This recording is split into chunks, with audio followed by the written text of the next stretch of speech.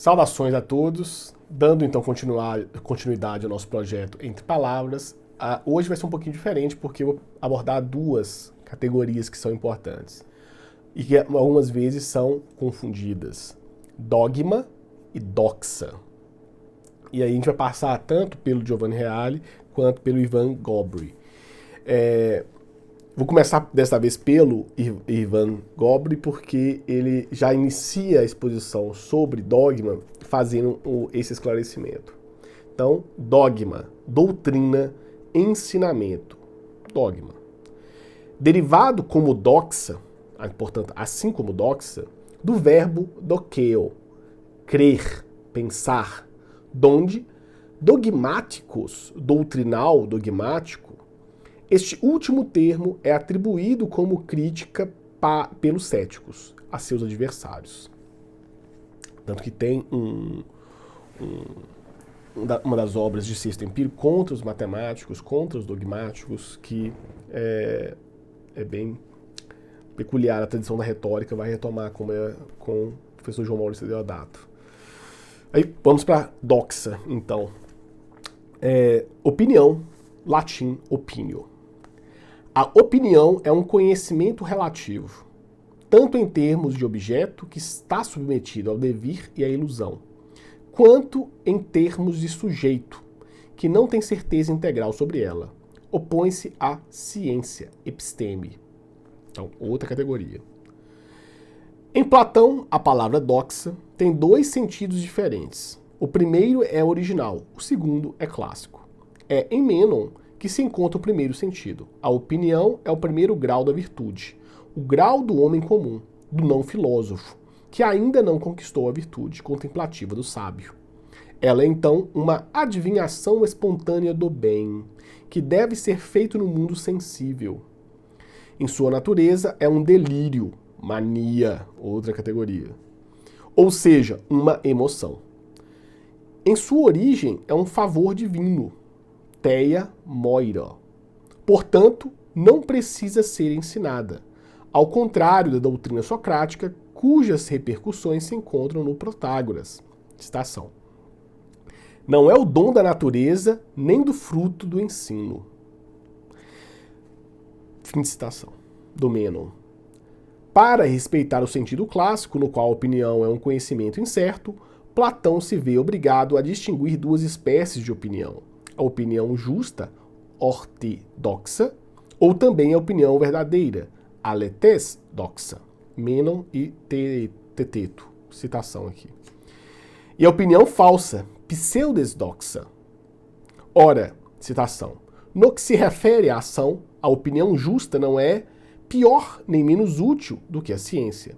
E o homem que possui vale o mesmo que o sapiente, nesse caso. Fim de citação. Esse sentido clássico de doxa aparece com Parmênides, mesmo assim de maneira fugaz. Portanto, foi Platão o primeiro que usou de maneira sistemática. Na República, no livro 5, ele vê como conhecimento mediano entre a ignorância, a gnosia e a ciência. Dá a essas formas de conhecer um objeto ontológico. A ciência tem como objeto o ser. E aqui, a ignorância, o não ser. A opinião, todo o campo intermediário, ou seja, a aparência, que é um não ser relativo. Só incidentemente Aristóteles se refere à doxa. Em Ética Nicomaqueia, ele a opõe à deliberação. No Tratado da Alma, ele a denomina sem definir opinião verdadeira. Em Política, ele faz da opinião verdadeira a virtude do governante, enquanto a virtude do homem privado é a frônesis. Por outro lado, ela ganha grande importância para os estoicos. A doxa, ou também o dogma, é um falso juízo sobre a realidade, que provoca a paixão, ou seja, uma atitude irracional, medo, tristeza, perturbação. Citação. A morte não é um mal. Mal é a opinião que temos de que a morte é um mal. Fim de citação. Epiteto.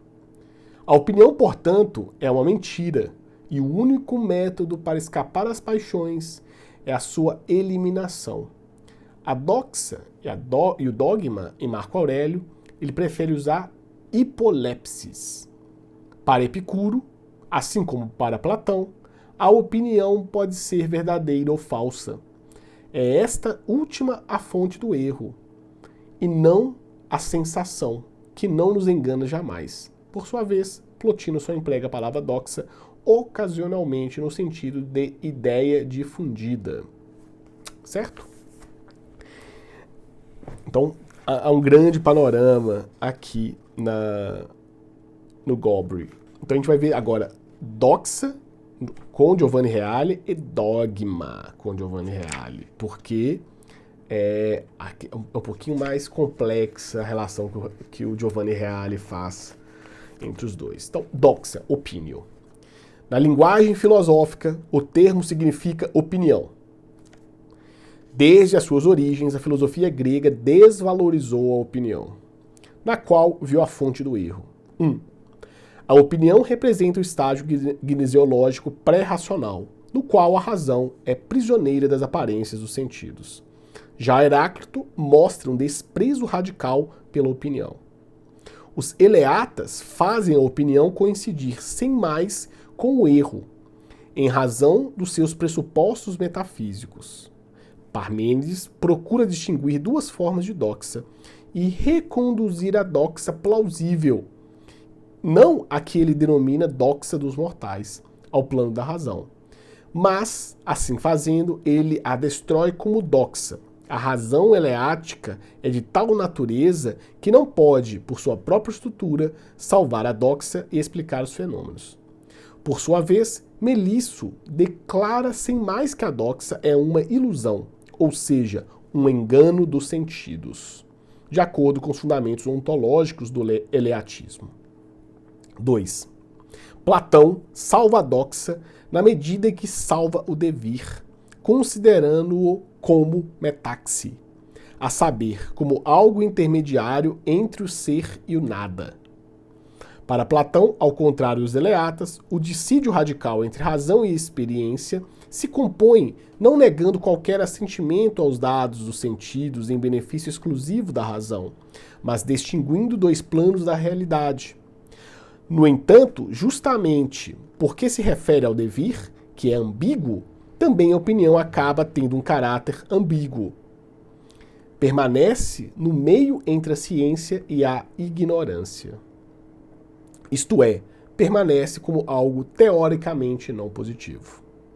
Com efeito, somente alcançando a ciência é possível estabelecer se a opinião é verdadeira ou falsa, justamente medindo-a como medida para a ciência.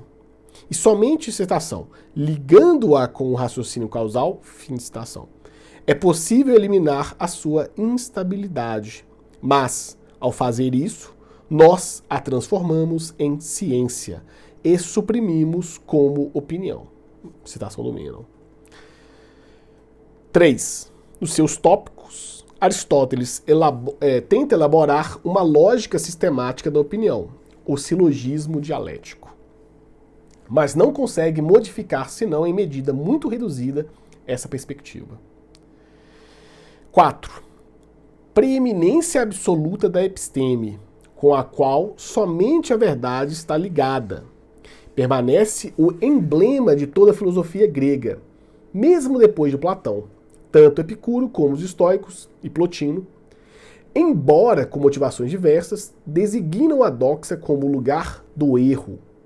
Apenas os últimos céticos, como Sexto Empírico, tentam uma fusão entre o ceticismo e a medicina. Então esses dão uma opinião, um relevo incomum, mas esses filósofos representam na realidade a negação da especulação filosófica, que para eles é toda ela apenas dogmática. Além disso, trata-se de uma reabilitação bastante suspeita da doxa. A confiança na sineteia, costume comum, e na doxa, exprime apenas a desconfiança na razão. Não porque se acredite que a sineteia e a doxa sejam portadoras da verdade. Por conseguinte, os céticos não chegam nem mesmo a construir a exceção que confirma a regra. De resto, a desvalorização da opinião por parte da filosofia é inevitável, tendo-se em vista o próprio objeto de toda a filosofia, em particular da filosofia antiga, que consiste em contestar as aparências e, portanto, a doxa para tentar alcançar os fundamentos últimos que estão sempre e somente para além dela. E vamos ao dogma e dogmatismo, porque é importante vocês pensarem ela na relação entre zetética e dogmática, por exemplo. Como que há uma transformação de sentido no final das contas. Então, dogma, dogmáticos e dogmatismo. No latim, decretum. Então, é interessante essa referência que o Giovanni Reale faz ao vocabulário latino do termo. O termo designa uma doutrina na qual se vê e se crê firmemente. Recordemos, por exemplo, que Aristóteles chama de dogma comum aos filósofos naturalistas o princípio, citação, nada deriva do que não é, e tudo deriva do que é, metafísica, fim de citação da metafísica. E de dogmas não escritos, as doutrinas platônicas não consignadas nos escritos, física. O termo, porém, adquire significado peculiar na era helenística. Epicuristas e estoicos afirmam que é essencial ao sábio possuir dogmas, ou seja, princípios doutrinários nos quais possa crer firmemente. Epicuro escreve, o sábio será dogmático nas suas convicções doutrinárias, nunca deixando a porta aberta à dúvida. Fim de citação. Para os estoicos, a representação cataléptica é dogma.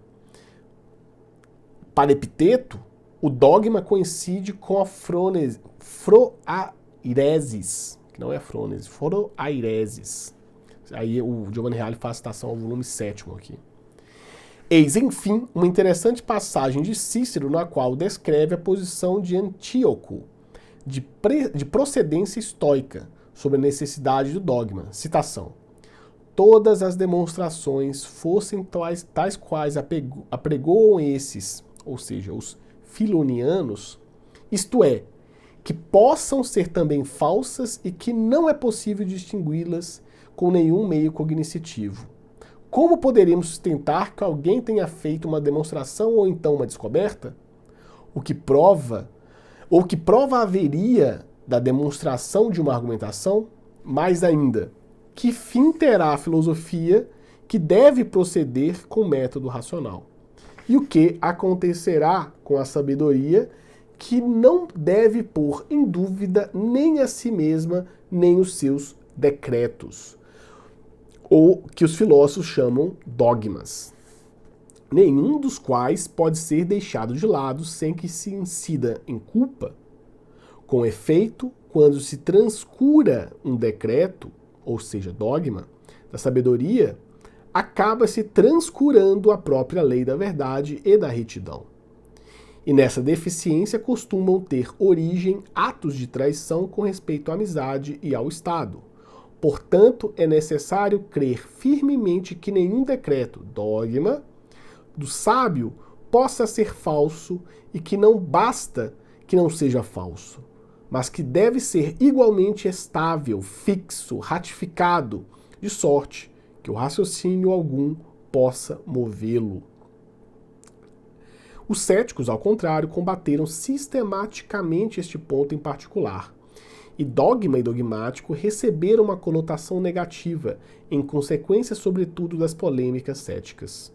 Para o cético, dogma torna-se um assentimento dado a coisas obscuras, onde, por coisas obscuras, entendem-se todas as que são objeto da ciência, e, portanto, qualquer proposição que pretenda exprimir alguma verdade que não seja de evidência puramente empírica ou fenomênica.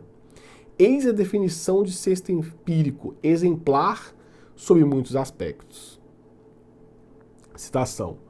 Dizemos que o cético não dogmatiza, não no sentido em que alguns entendem esse termo, para os quais, em geral, é dogma assentir a qualquer coisa. Pois o cético assente às afecções que se seguem necessariamente às representações sensíveis.